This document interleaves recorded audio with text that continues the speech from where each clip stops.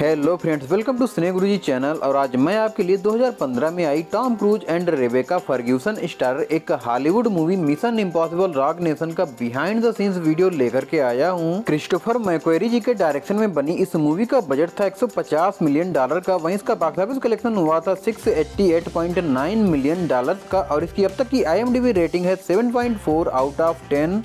Film की शुरुआत में ही इसका पहला और खतरनाक वाला सीक्वेंस देखने को मिलता है, जिसमें ईथन हंट यानी कि टॉम क्रूज को एक एयरबस से लटकते हुए दिखाया गया है। एक्चुअली जब बेंजी एक बायो वेपन से भरे प्लेन को हैक करने की कोशिश कर रहे होते हैं, लेकिन वो नाकाम हो जाते हैं। तभी ईथन हंट आकर उस प्लेन के पंखों पर जंप करते हैं और उस प्लेन के दरवाजे को पकड़कर लटकने लग जाते हैं। तो उस सीन को रियल में शूट किया गया था, जहाँ पर सेफ्टी हार्नेस उनकी बॉडी से अच्छे से बांधी गई थी। वैसे इस सीक्वेंस को शूट करने के लिए A400M एटलस नामक एक एयरबस को यूज किया गया है और इसे इंग्लैंड के रॉयल एयरफोर्स विटरिंग कैम्ब्रिज शायर में शूट किया गया है।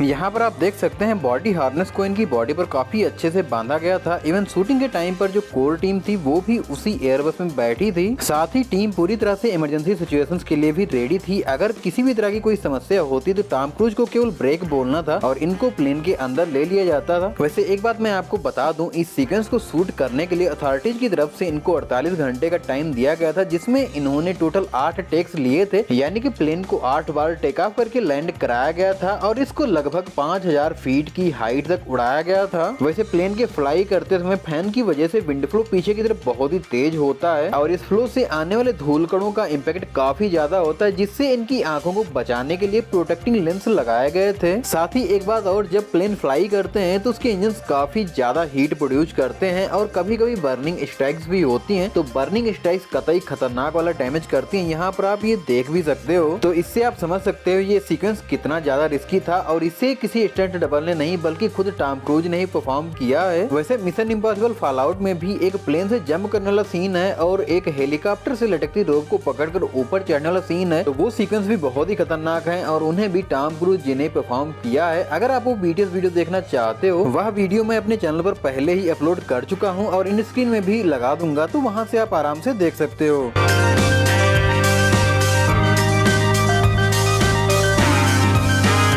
इस मूवी का दूसरा जबरदस्त सीक्वेंस तब देखने को मिलता है जब ईथन हंट यानी कि टॉम क्रूज और एल्सा यानी कि रेबेका फर्ग्यूसन दोनों ही एक हाई सिक्योरिटी फैसिलिटी में बेंजी की आईडी डालने के लिए जाते हैं, ताकि बेंजी आराम से डेटा कॉपी कर सके। और इस अंडर वाटर सीक्वेंस को यूनाइटेड किंगडम के लीव्सडेन स्टूडियो में शूट किया गया है, जहाँ 40 फीट लंबा एक वाटर टैंक बनाया गया था। इस वाटर टैंक में ही एक पूरी रिग बनाकर लगाई गई थी, जिसमें इनको आईडी चेंज करते हुए दिखाया गया है। और इस वाटर टैंक को पानी से पूरी तरह से भरने के बाद में सीन्स को कुछ इस तरह से रिकॉर्ड किया जाता था। वैसे इस पूरे सीक्वेंस का प्री विजुअलाइजेशन भी किया गया था, क्योंकि सीन्स काफी कॉम्प्लेक्स थे और प्री विजुअलाइजेशन से ये पहले से ही पता रहता था सीन्स को किस तरह से शूट किया जाना है। खैर, आईडी चेंज करते समय एक ऑब्जेक्ट से टकराने की वजह से दोनों ही आईडी नीचे गिर जाती हैं और ये आईडी को उठाने के लिए जाते हैं, तो यह उसी का BTS सीन है। वैसे पानी के अंदर शूट करना काफी टफ था। पहले तो सांस रोको, उसके बाद में अपनी पोजीशन पर जाओ और बबल्स के क्लियर होने का इंतजार करो, फिर कैमरा रोल होने का वेट करो और एक्शन होते ही अपना टेक कंप्लीट करो। लेकिन टॉम क्रूज जी ने यहाँ पर बहुत ही जबरदस्त परफॉर्म किया है और मूवी में भी इन सीन्स को बहुत ही बेहतरीन तरीके से दिखाया गया है। फाइनली ईथन हंट यानी कि टॉम क्रूज आईडी चेंज करके वहाँ पर बेंजी की आईडी लगा देते हैं और एग्जिट पॉइंट पर पहुँचते हैं। तो यहाँ पर आप देखिए एग्जिट गेट खोलते समय का विजुअलाइजेशन, रियल शूटिंग और फाइनल सीन।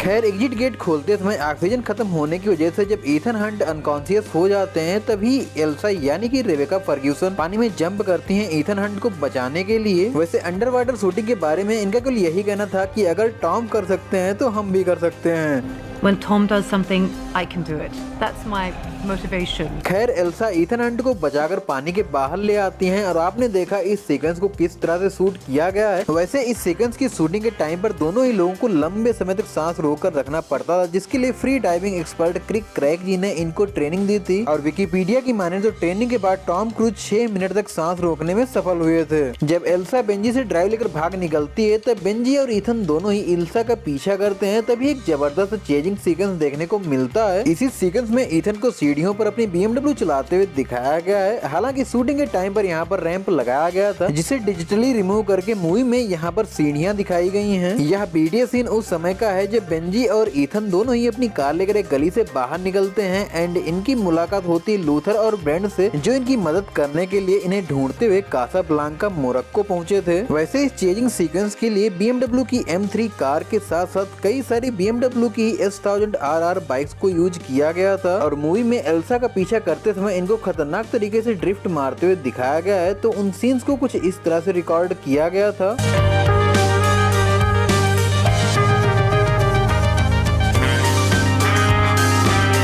खैर इस सीक्वेंस की लास्ट में जब कुछ लोग इन पर फायरिंग करने लगते हैं तो उनसे बचने के लिए ये अपनी कार को रिवर्स में चलाते हुए काफी ऊंचाई से ले जाकर जंप करा देते हैं। वैसे इस सीक्वेंस में जब भी आप बेंजी और ईथन को कार के अंदर देख रहे होते हो तब असल में 3 कैमरों के सेटअप की मदद से इनको देख रहे होते हो, जो कि कार के ऊपर माउंट किए गए थे और ये सेटअप काफी हैवी था, जिस वजह से कार को संभालना भी थोड़ा मुश्किल होता था। खैर अपनी कार बेकार होने के बाद ईथन हंट वहीं पड़ी एक बाइक से एल्सा का पीछा करना शुरू कर देते हैं। तब एल्सा और ईथन के बीच में एक जबरदस्त बाइक चेजिंग सीक्वेंस देखने को मिलता है। इस चेजिंग सीक्वेंस में एल्सा यानी कि रेबेका फर्ग्यूसन और ईथन हंट यानी कि टॉम क्रूज दोनों को ही BMW S1000 RR बाइक्स को चलाते हुए दिखाया गया है।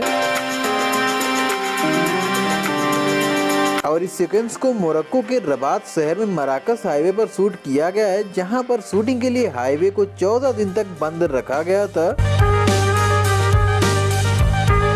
इस बाइक चेजिंग सीक्वेंस के लास्ट में ऐसा दिखाया गया है, एल्सा अचानक से ईथन की बाइक के सामने आती जिस वजह से इनकी बाइक क्रैश होती है। तो उस सीन को शूट करने के लिए बाइक को पहले अलग से क्रैश करवाया गया और फिर इन्होंने ऐसे एक्टिंग करी जैसे ये बाइक क्रैश के साथ ही नीचे गिरे हों।